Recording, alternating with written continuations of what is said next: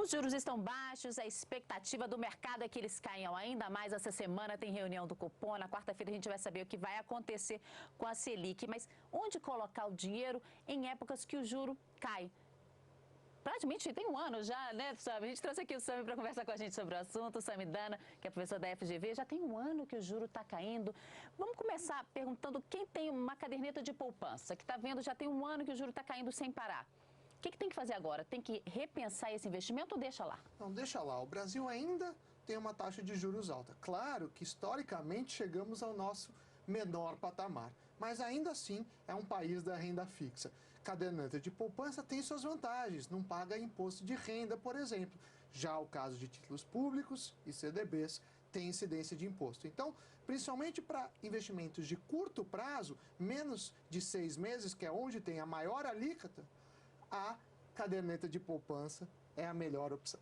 Se fala muito no Tesouro Direto, né? Quem tem, por exemplo, R$ 5.000 para investir, é melhor colocar na poupança ou é melhor procurar o Tesouro Direto? Depende do prazo, Denise. Se for um prazo maior do que 6 meses, vale a pena já começar a pensar ou no Tesouro Direto, nas modalidades pós-fixadas, por exemplo, indexadas a Selic ou IPCA. Mesmo a Selic caindo? Mesmo a Selic caindo, porque a poupança também cai quando a Selic cai. Hoje, com a nova regra, a poupança também acompanha um percentual da Selic. Lembrando que no Tesouro Direto as taxas são regressivas, então menos de 6 meses você paga uma taxa muito alta. Se você, à medida que você vai ficando mais tempo, vai caindo as taxas, chegando até uma taxa de 15% para investimentos após 2 anos. Sami, e os fundos imobiliários, hein? Eles são bons para quem? Os fundos imobiliários, o setor imobiliário é um setor que veio muito aquecido no Brasil. No meu entendimento, tem um risco enorme.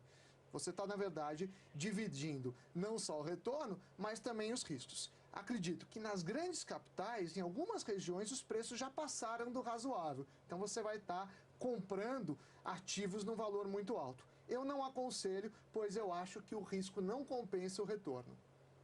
Agora, Sami, já teve um tempo realmente, né, que as pessoas investiam em renda fixa, a própria poupança também, né, parecia que era um pouquinho mais simples do que agora. Ou seja, o mercado mudou também. Hoje já se preocupa com, o investidor se preocupa com a taxa de administração. Que outras recomendações você faria nesse novo mercado, vamos dizer assim, em comparação ao que tínhamos como hábito do passado? Sidney, é verdade, o mercado mudou muito.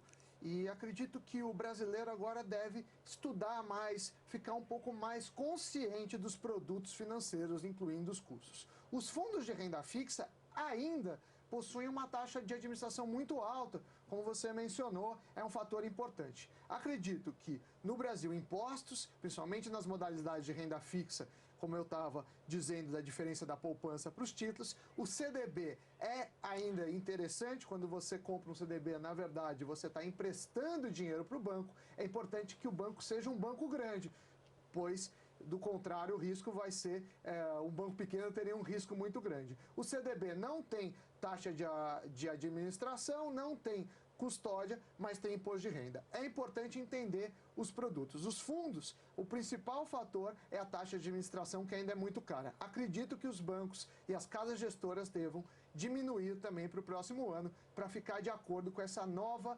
conjuntura econômica brasileira. Sidney.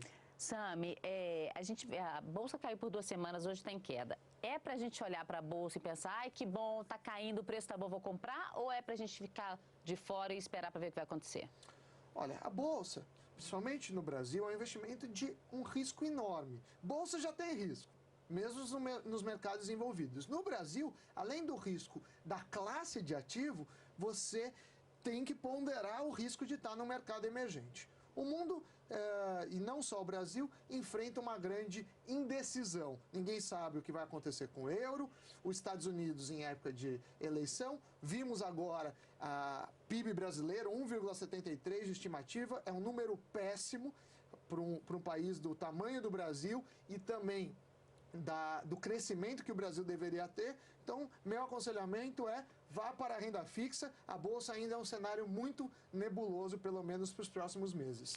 E uma pessoa que esteja em casa nos assistindo, que tem assim um pouco de insegurança em qual produto escolher, ela tem que buscar uma ajuda de um profissional ou o pequeno investidor ele tem que resolver sozinho? Como é que isso é feito? A partir de quanto que a gente pode chegar num banco e pedir, eu quero um aconselhamento? Como é que isso funciona na prática?